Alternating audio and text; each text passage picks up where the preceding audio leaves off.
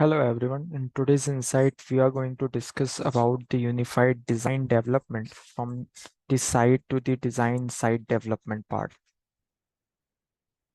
Talking about our organization, Capricot is now a part of Arkins Group, serving widely in adoption of computer-aided design solutions and its integrated workflow. We are the largest provider of Autodesk software and professional services, which is followed by 50 branches around world with more than 1,300 solution professionals.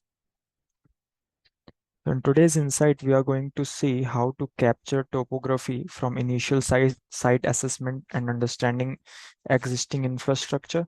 Second, we are going to look upon the integration of conceptual model with design authoring for detailed development. Third, for vital extensions and multiple working file support systems. Fourth, we are going to convert the file to TopoSolids for detailed designing in Revit version. So let's just move on to the live demo now. So here I am onto my user interface screen, and in today's insight, we are going to look at the land development portion using the integrated solutions that Autodesk have.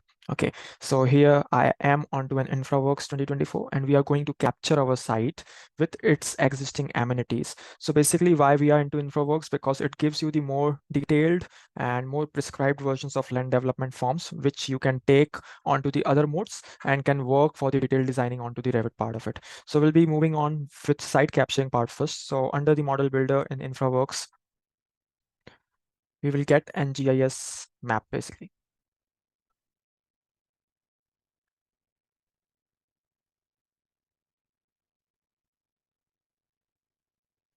So now we have our map, and if there are a number of options, we can extract our site or the site information, site development or land development part is by using a rectangle, polygon, or import from polygon. So import a polygon is basically a category. If you're working with Google Maps or KMZ or KML files, so we can import them directly onto the part of Civil 3D. We can integrate it and we can have those contours developed, then we can bring it to Revit and develop a 3D out of it. It's a separate process, but right now we are just going to capture a land development portion.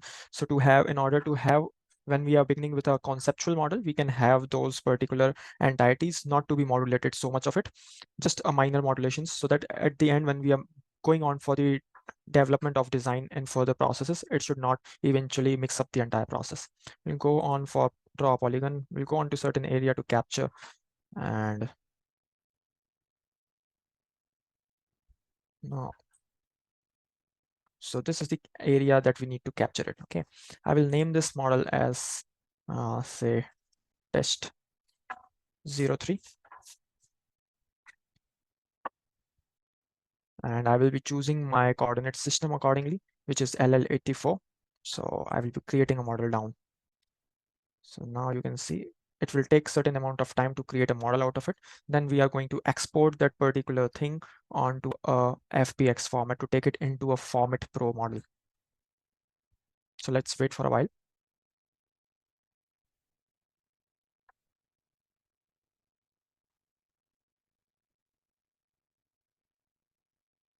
Now you can see we have a test 03 model available at our interface, where our workspace is, and we are just going to open this particular model. So we are going to open it in a local part of it. It will take certain time to open. Let's wait.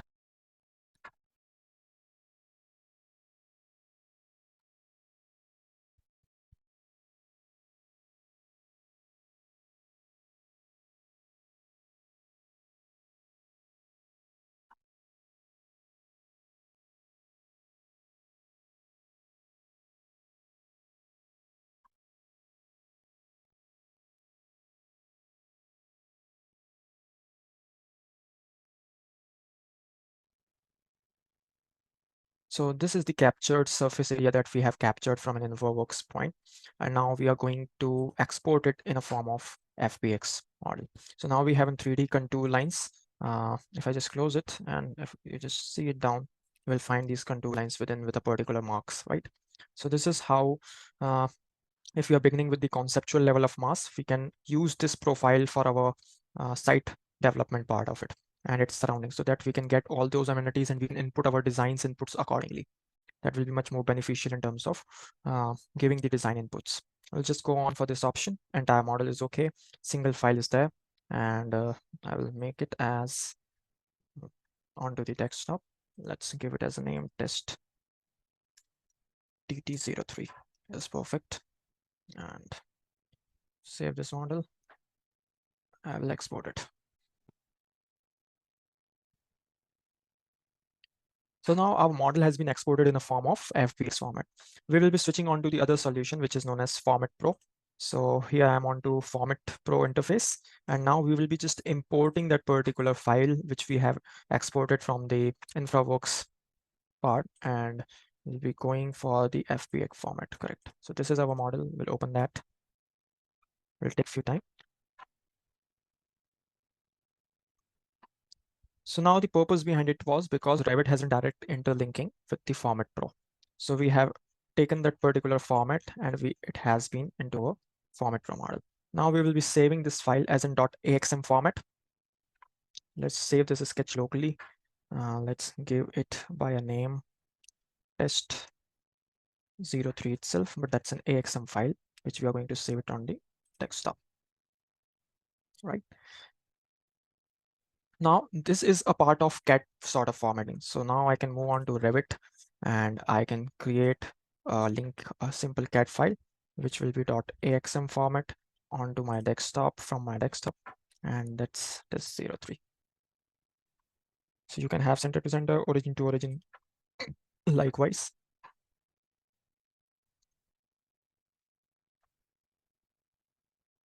And for now, we have an imported model onto the Revit part of it. Now we can move on to the design detailing part of it.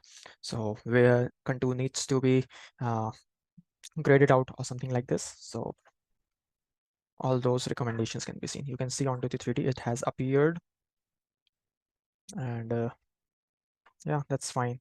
And now we are going to convert this particularly onto TurboSolids. So we will create not from sketch, from an import. So this is an import category, create from a CAD category, and we'll create it as a TurboSolid. So same contours that were there with the labels in InfraWorks, now the same existing ground surface area, you get it onto the Revit. So this is how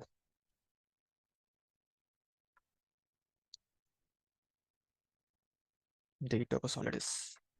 Let's just have it onto the shaded portion. Yeah.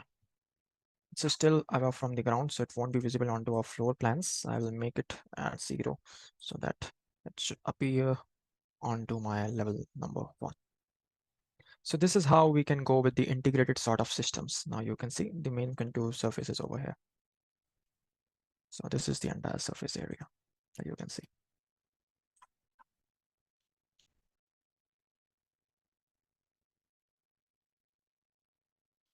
So now we have to work with detailed designing onto this Revit part, where we will be looking for the graded out regions, cut and fill regions, and we will be developing our designs accordingly. So if a surveyor drawing, a survey person also shares his drawing at the end or in middle of the phase, so there would be a little modulations, not so much of it. So we can adjust those things accordingly and work upon. So this is for today's insight. Yeah. You guys had an insightful session. Do subscribe to our channel for all the updates. See you in the next week. Thanks and take care.